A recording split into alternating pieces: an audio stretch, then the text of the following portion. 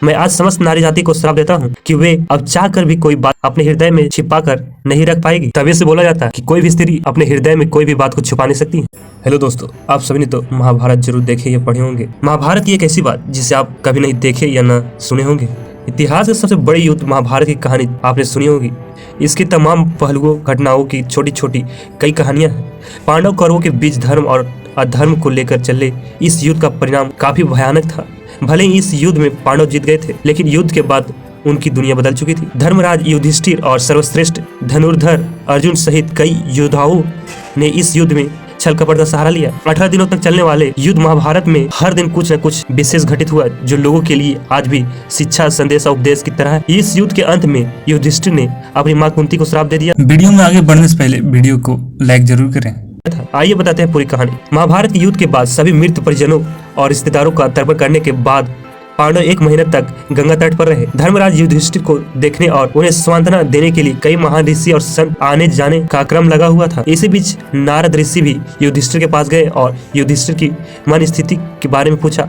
नारद ने युधिष्ठिर से प्रश्न करते हुए कहा कि हे युधिष्ठिर, अपनी भुजाओं के बल और भगवान कृष्ण की कृपा से आपने इस युद्ध की विजय प्राप्ति कर ली है। क्या पापी दुर्योधन को परास्त करने के बाद तुम प्रसन्न नहीं हो? मुझे आशा है कि शोक और विलाप आपको नहीं सता रहे हैं। युधिष्ठिर ने उत्तर दिया कि वास्तव में मैंने कृष्ण की कृपा, ब्राह्मणों के आशीर्वाद और भीम और अर्जुन की शक्ति के आधार पर इस युद्ध को जीत लिया। फिर भी एक गहरा दुख है जो आज भी मेरे दिल में बैठा है।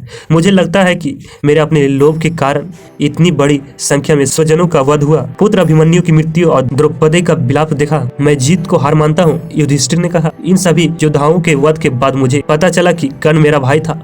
उनका जन्म सूर्य देव और मेरी माँ कुंती के मिलन से हुआ। उन्हें सारी दुनिया राधा के पुत्र से मानती थी, लेकिन वास्तव में वह मेरी माँ के सबसे बड़े पुत्र थे। मैंने अनजाने में उन्हें मार दिया। ये बात मुझे अंदर से खाई जा रही है। ना तो अर्जुन और ना ही भीम, ना ही दोनों छोटे भाई जानते थे कि कर्ण हमारे सबसे बड़े भाई हैं। हालांकि कर्ण जानते थे कि हम उनके छोटे भाई हैं। उन्हें इस बात की जानकारी भगवान कृष्ण और मेरी माँ ने दे दी थी। दुर्योधन के साथ उनके घनिष्ठ संबंधों के कारण वह हमारे पक्ष में नहीं आ सके। हालांकि उन्होंने हमारी जान नहीं लेने के लिए वचन दिया था। अगर मेरे पास अर्जुन और कर्ण दोनों होते तो मैं दुनिया को जीत सकता था। ये कहते हुए युधिष्ठिर भावुक हो गए और उनके आंसू बहने लगे। तभी उनकी माँ कुंती आगे आई और अपने पुत्र को बोली, युधिष्ठिर, इस तरह से शोक मत करो। मैंने पहले ही कर्ण को आपके साथ उसके रिश्ते के बारे में बताने की कोशिश की थी। सूर्यदेव ने भी इससे बात की। हालांकि अपनी घनिष्ठ मित्रता के कारण कर्ण ने दुर्योधन का साथ दिया था। मां कुंती की सांत्वना की बातें सुनी तो युधिष्ठिर अपने क्रोध और शोक को शांत नहीं कर सके। धर्मराज युधिष्ठिर ने अपनी मां कुंती को कहा कि अपनी इतनी बड़ी बात छुपाकर हमें अपने ज्येष्ठ भ्राता का हत्यारा बना दिया। युधिष्ठिर ने क्रोध में आकर अपनी मां कुंती के साथ साथ समस्त नारी जाति को श्राप देते हुए कहा, मैं आज समस्त नारी जाति को श्राप देता हूँ कि वे अब चाहकर भी कोई बात अपने हृदय में छिपाकर नहीं रख पाएगी। तभी से बोला जाता है कि कोई भी स्त्री अपने हृदय में कोई भी बात को छुपा नहीं सकती।